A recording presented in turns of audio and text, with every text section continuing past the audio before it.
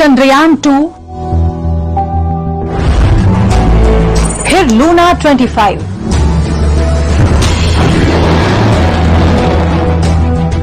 चांद के दक्षिणी हिस्से में अब तक के 2 स्पेस मिशन नाकाम होने के बाद भारत के चंद्रयान 3 ने वो कारनामा किया जिसे देखकर पूरी दुनिया हैरान रह गई।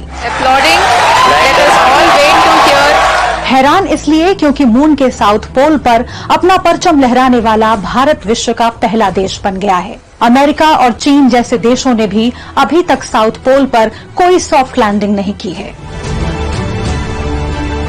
चांद के दक्षिणी हिस्से में ऐसा क्या है? आखिर क्यों दुनिया के बड़े बड़े देश साउथ पोल पर जाने से बचते रहे?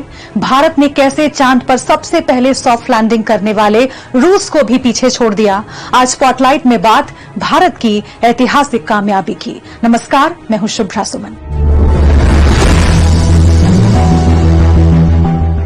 23 अगस्त की शाम इस सॉफ्ट लैंडिंग के साथ ही अमेरिकी अंतरिक्ष संगठन नासा के साथ साथ रशियन और यूरोपियन स्पेस एजेंसियों ने भारतीय अंतरिक्ष एजेंसी इसरो को बधाइयां भेजी। कारनामा इसलिए भी बड़ा था क्योंकि 2 दिन पहले ही रूस को अपने मून साउथ पोल मिशन में नाकामी हाथ लगी थी।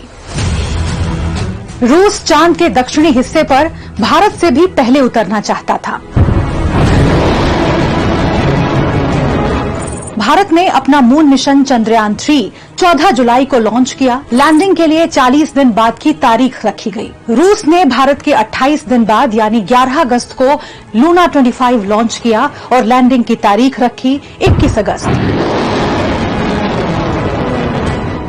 यानी पावरफुल टेक्नोलॉजी के दम पर रूस सिर्फ 10 दिनों में चांद तक पहुंचना चाहता था। दरअसल यूक्रेन के साथ जंग के बीच पुतिन रूस को चांद के साउथ पोल पर सॉफ्ट लैंडिंग करने वाला सबसे पहला देश बनाना चाहते थे। लूना 25 मिशन के जरिए दुनिया को अपने स्पेस पार का संदेश देना चाहते थे, लेकिन ये रेस रूस को भारी पड़ गई। क्रैश के साथ ही लूना 25 मिशन नाकामयाब हो गया। रूसी स्पेस एजेंसी के चीफ यूरी बोरिसोव ने बताया, ऐसा लंबे वक्त से रशियन मून मिशन के इनएक्टिव होने की वजह से हुआ, क्योंकि 1976 के बाद यानी 47 साल में ये रूस का पहला मून मिशन था। इतनी लंबी निष्क्रियता की वजह से प्लानिंग और कैलकुलेशन में चूक हुई। इंजन शटडाउन का जो काम 84 सेकंड में किया जाना था, उसके लिए 127 सेकंड लगे। इससे इमरजेंसी के हालात बन गए। लेकिन भारत ने मिशन चंद्रयान 2 से सबक सीखते हुए इस बार कई सावधानियां बरती। चंद्रयान 3 के लिए नए उपकरण बनाए गए, एल्गोरिदम को बेहतर किया गया, स्पेसशिप में पहले से ज्यादा फ्यूल रखा गया ताकि अगर लास्ट मिनट में लैंडिंग साइट बदलने की जरूरत पड़ी तो लैंडर इसमें सक्षम हो। लैंडिंग साइट के साइज को बढ़ा दिया गया। चंद्रयान 2 में केवल 2 तरफ सोलर पैनल थे। चंद्रयान 3 में चारों तरफ पैनल लगाए गए ताकि अगर स्पेसक्राफ्ट गलत डायरेक्शन में लैंड हुआ तो भी इसे सोलर पावर मिलता रहे।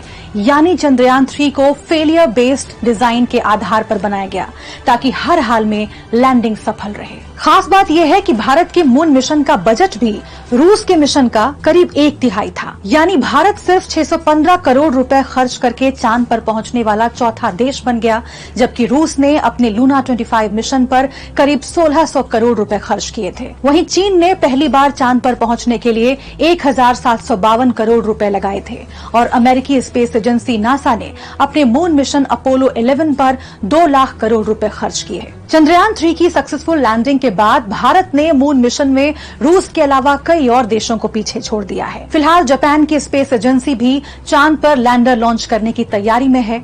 इजराइल और जापान की प्राइवेट कंपनियां पिछले कुछ सालों में कई कोशिशों के बाद भी सफल नहीं हो पाई हैं। यूनाइटेड अरब अमीरात ने भी मून मिशन शुरू किया था, लेकिन स्पेसक्राफ्ट लैंडिंग से पहले ही क्रैश हो गया। चांद के साउथ पोल में उबड़ खाबड़ जमीन और अंधेरे के कारण लैंडिंग काफी खतरनाक होती है, लेकिन यह इलाका बर्फीले पानी का रिजर्व बताया जाता है और यहाँ आने वाले वक्त में मानव बस्तियां बसाई जा सकती हैं।